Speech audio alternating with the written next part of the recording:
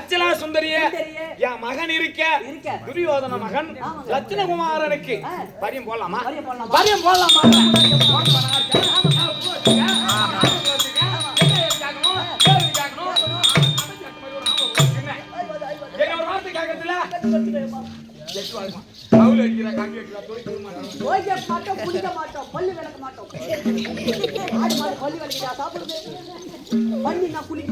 தம்பி பரியம் போட்டாங்க. நான் இருந்தா பிறந்தவன், அவங்க வீட்டை பிறந்தவன் எனக்கு ஒரு வார்த்தை கேட்கணும், ஒரு ஆள் அனுப்பணும். உங்க பையன் வச்சுக்கிறேன், என்ன ஏது ஏமா உன் மகனுக்கு என் மகளை கட்டிக்கு அப்படின்னு சொல்லணும். இதே மாதிரி பொண்ணு கேட்க வந்துக்கிறாங்க அப்படின்னு என்கிட்ட ஒரு வார்த்தை சொல்றதுல என்கிட்ட ஒரு வார்த்தை சொல்றது சொல்லல. பரியம் போட்டாச்சு. போட்ட போது என்னுடைய அண்ணன் மகள் வச்சலா சுந்தரி, நாங்க எப்படி லவ் பண்ணுவோம் நான் எங்க வீட்டுக்காரும், அது போல எங்க அண்ணன் மகளும் என் பையனும் திறமையா லவ் பண்ணிக்கிறாங்க.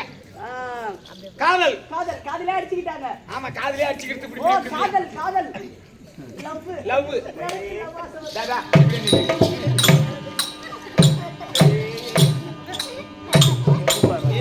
ராமலியா கட்டியாதான் போவாங்க.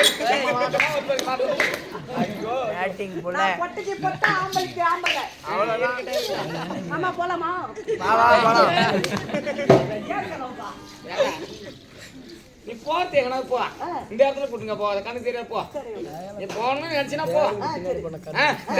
அப்படியே இருக்க முடியாது. எங்களுடைய அண்ணன் மகள் வச்சலா சுந்தரி பார்த்தது, நிருபத்தை எழுதியது மார்பு பகவான் கையில கொடுத்து காத்துல அடிச்சின்னு வந்தது. வேட்டையாட சென்றான் மகன் கானகத்திலே வந்து கிடந்த நிருபத்தை பார்த்தான். பார்த்து அதை எடுத்து பார்க்கிற தருவாயில் அங்க என்ன அணி எழுதுகிறது, அண்டார்கோ தந்த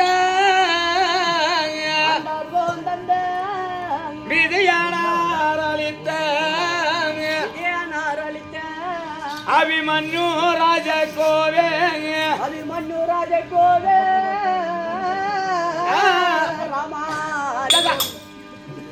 நின்னடி கண்புட சுந்தரியாலும் அநேக வந்தானம் செய்தேன் துரியன் மகனுக்கென்னை மந்துமே கேட்டிட கொண்டல் மேனியனோ குறித்தானால் முகர்த்தம் குரு சுக்கிரவாரம்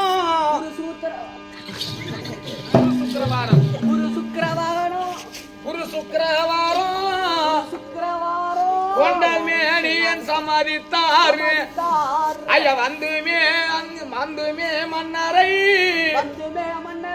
வந்த காலில் கட்டி எனக்கேத்த அலக்குணந்தலையில் கனதீவை ஏற்றி வைத்து கல்யாணம் செய்யாவிட்டால் கன்னியால் தீ நிறுவனம் வந்தது. இந்த நிறுவத்தை பார்த்ததும் என் பையன் குதியான்னு குதிக்கிறான். ஐயோ நாளைக்கு இல்ல மேல தூக்கிது அந்த வக்கால போய் நான் சும்மா விட மாட்டேன் அப்படின்னு கேக்குறான். ஒக்கால வையா ஏமா அந்த ஒக்கால வைனா அவரு மாமாக்கு தங்கச்சி யாருமா அப்படி கேட்டான். நான் டேய் அவன் தங்கச்சி நாதான்டா, இப்படிலாம் பேசக்கூடாது, நீ போனாங்க சரி வராது, நான் போய் கேட்டு வரேன். ஏன்னா எங்க அண்ணன் சூதுகாரன், எங்க அண்ணங்களுடைய குணம் எனக்கு தான் தெரியும், நீ பிறந்தவன் நானு, எங்க அண்ணன் என்ன சொல்லுவாரு அப்படின்றத நான் போய் கேட்டு வரேன் அப்படின்னு நான் பொண்ணு கேட்க போய் நாங்க இருந்து போய் அண்ணா நான் இருக்க என் மகன் இருக்க நீ எப்படி பொண்ணை கொடுப்ப அப்படின்னு எங்க அண்ணன் கிட்ட போய் கேட்டேன். அப்பதான் அவர் சொன்னாரு, கஞ்சிக்கு வழி இல்லாமல் கன்ஃபியூசிங் இருக்கிற ஒன்னு அர்ஜுனுக்கு கொடுத்தேதான் நீ அம்மா அந்த நேரம் பக்கத்து போயிருக்கிற கூத் என்ன சொன்னாங்களாம், ஊடு ஊடா போய் கூத்து நெல்லு குத்துற ஏமாவில கொடுக்கணும் சரி வட்டாது அப்படின்னாரு. நான் என்ன பண்ணேன், என்ன என்னைக்கு ஆபலமா பேசாத, நான் பிறந்தவன், நான் உன்கிட்ட பிறந்தவன், உன் மகளை என்ன கேட்டுட்டு தான் நீ பரியம் போட்டுக்கணும் அப்படின்னு கேட்டேன். அவர் தான் சொன்னாரு, முன்னமே வந்திருந்தார் இன்னும் சற்று முன்னாடி நீ வந்தா உனக்கு தான் பொண்ணு கொடுத்துருப்பேன், உனக்கு முன்ன துரியோதனம் வந்தான், பரியம் போட்டது போட்டதான் நல்லது கேட்டது நாளை தெரியும்போ அப்படின்னாங்க. நான் என்ன பண்ணேன், அண்ணா கண்ணா கண்ணா போடோ போடோ மண்ண வாரி வச்சிருவேன், உன போன ஒய்யோ உன போட்டாங்குவோ உன ஆண்ட அலரோ நீ மண்ணா போடுவா மண்ண வாரி வச்சிருந்தா அப்படின்னு காரணம் போய் அப்படின்னு சொல்லி நான் பேசிட்டு அப்ப என் மகன்கிட்ட வந்து சொல்லி அவன் போகும்போது அங்க இருக்கக்கூடிய கடோர் கஜன் அரவான் தொந்து செட்டி கடோர் கஜா எல்லாத்தையும் கூட்டிட்டு போய் எல்லாத்தையும் அடியோதனமா அடிச்சு பந்த காலில கட்டி லக்குனம் தலையில கனதீபம் ஏத்தி அந்த வச்சலா சுந்தரிய முதல் கல்யாணம் பண்ணான். முதல் கல்யாணம் பண்ணிட்டாங்க. இரண்டாவது பாவியாகப்பட்ட துரியோதன செய்த வஞ்சகத்தினால் 12 வருட வனவாசம் சென்று ஓராண்டு அக்கியாவாசம் துளைக்க வேண்டும் என்று விழாத நாட்டை அண்டி எல்லாம் உருவத்தை மாற்றிக் கொண்டு ஓர் வருட காலம் இருந்தபடினால் இவர்தான் ஐவராஜாக்கள் என்று விழாத மன்னன் அறிந்து ஐயா ஒரு பேரரசர் நீங்களே வந்து ஓர் வருட காலமாக எங்களிடத்தில் நீங்க தொண்டு வேலை செய்தீங்களே, அதனால் உங்களுக்கு ஏதாவது பரிசா தர வேணும், என் மகள் ருத்தரியை திருமணம் செஞ்சீங்க அப்படின்னு விளாடமான சொன்னார். அப்போது என் மன்னவர் சொன்னார், எனக்கு ஏராளமான மனைவி, அதுக்கு நான் நாட்டியம் கத்து கொடுத்தபடினால் அது குருவாரிக்க தந்தைக்கு சமானம், எனக்கு வானாவும் பொண்ணு என் மகன் அபிமன்னுக்கு கொடு, என் மகன் அபிமன்னுக்கு கொடு அப்படி என்று அந்த நேரத்திலே விளாடனுக்கும் சுதர்சனா தேவி சுதர்கனைக்கும் பிறந்த ருத்தரியை 2 மருமகள். நான் 2 மருமகள் சம்பாதிச்சிட்டேன். வயசாகி போச்சு. இன்னைக்கு ஊடி என்ன போனுது, காடு எப்ப வானுது, ரேஸ் கூத்துற மாதிரி உனக்கு போய் வயசாயிடுச்சுன்னு சொல்ற போது மருமகள் சம்பாதிச்சா கேக்குதாண்டா. சரி நீ வீட்டுல வந்து தங்க, நான் பாத்துக்கிறேன் உனக்கு. என்ன பாத்துக்கிறேன், சாப்பாடு ஆக்கி போறது அது மாதிரி நான் பாத்துக்கிறேன். வயசாயிடுச்சுல டேய். அப்போது அந்த நேரத்தில் இப்ப இன்னும் கொஞ்ச நாளையில நான் பேரப்புள்ள சம்பாதிக்க போறேன். ஓ பேரப்புள்ள பாட்டி ஓதடா பாட்டி ஓதடா பாட்டி ஓதடா. அவன் எனக்கு பெரிய உதடு. பேரப்புள்ள இப்ப வந்து ருத்தரி 6 மாசமா இருக்காங்க. முழுவாம இருக்கிறா. ஏமா இப்ப கூட அங்க ஐயா தொட்டி இருக்கு, தண்ணி இருக்குது. தண்ணி இருக்குது. ஏன் முழுவல? அங்க போய் மொழிட்டு வந்திருக்கலாம்ல. ஏய் அவன் மாசமா இருக்காடா. எத்தனை மாசம் இருக்குது, நான் எத்தனை மாசத்தை சொல்றேன். எப்பமா இருக்கா? என்ன கருப்பண்ணியா? கருப்பு பண்ணி வெள்ளை பண்ணி. ஓ அந்த புள்ள தாச்சி அந்த புள்ள தாச்சி தான். புள்ள தாச்சி தானே. இப்ப 6 மாசம், இன்னும் ஒரு 4 மாசம் போனா ஒரு குழந்தைய பெத்து என் கையில கொடுத்தா அத மடியில வச்சுக்கிட்டு அப்படியே போயிட்டு டேய் வெள்ளம் குறா யாருக்கு வெள்ளம் குறா நம்ம குஞ்சு புடிச்சு வாயில எடுத்து வச்சுக்கிட்டு குஞ்சு புடிச்சு வாயில எடுத்து ஆசனா சின்ன குழந்தைன்னா வயசான பாட்டி என்ன பண்ணுவாங்க, மடியில அந்த குழந்தைய வச்சுக்கிட்டு பாட்டிக்கு வெள்ளம் குறா பாட்டிக்கு வெள்ளம் குறா அப்படின்னு அப்படி தொட்டு தொட்டு வாயில வச்சுக்கிட்டு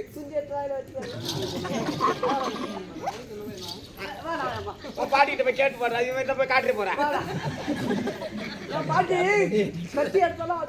அப்படி இருக்கும்படியான இந்த 2 மருமகளை சம்பாதித்து இப்ப இருக்கிறமே பாவியாகப்பட்ட துரியோதன செய்த வஞ்சகத்தினால் 12 வருட வனவாசம் முடித்து ஓராண்டு அக்கியாவாசம் துளைத்து அதோ இருக்கும்படியான உலோகம முனிவரை விட்டு அனுப்பிய போது கோட்டா முடிஞ்சு படுத்தவனே நாடு கேட்க வரலாமா என்று அசிங்கப்படுத்திய போது ஏ துரியோதனா எப்போது என்னை அசிங்கப்படுத்தினாயே இந்த ஆட்சி அழிய கடவுது, ஆட்சி அழிய கடவுது, ஆட்சி அழிய கடவுது, அழிய கடவுது என்று சாபத்தை கொடுத்து விட்டு மாமுனி வந்து விட்டார்.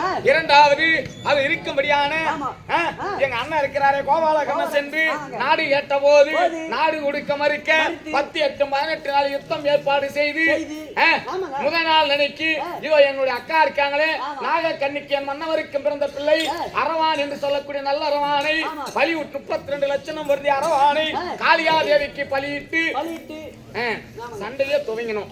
அப்படி சண்டையே துவங்கி நேத்தோடு 12 நாள் யுத்தம் முடிந்தது.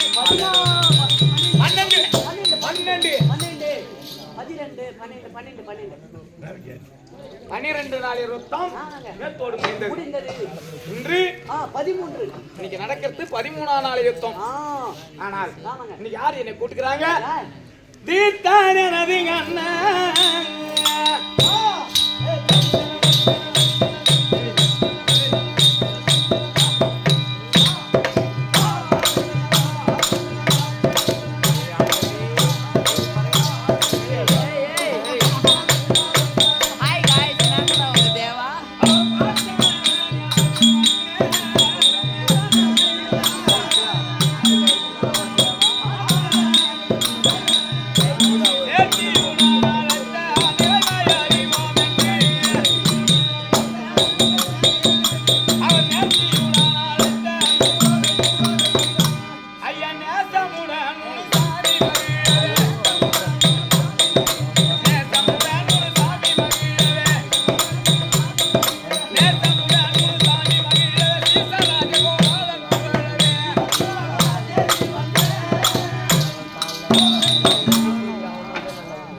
தீர்த்தன் எனது அண்ணன், அண்ணன் பார்த்தன் எனது மன்னன், எனது மன்னன் நேர்த்தியுடன் அழைத்த அழைத்த நிலைமை அறிவோம் என்று என்று நேசமுடன் முனு சாமி மகிழவே ஆமாங்க. சீசனா ராஜகோபாலன் புகழவே புகழவே கடலூர் மாவட்டம் மாவட்டம் தேவனாம்பட்டினம் ராஜகோபால் ஆசிரியர் எழுதிய நாடகம் நாடகம் இது.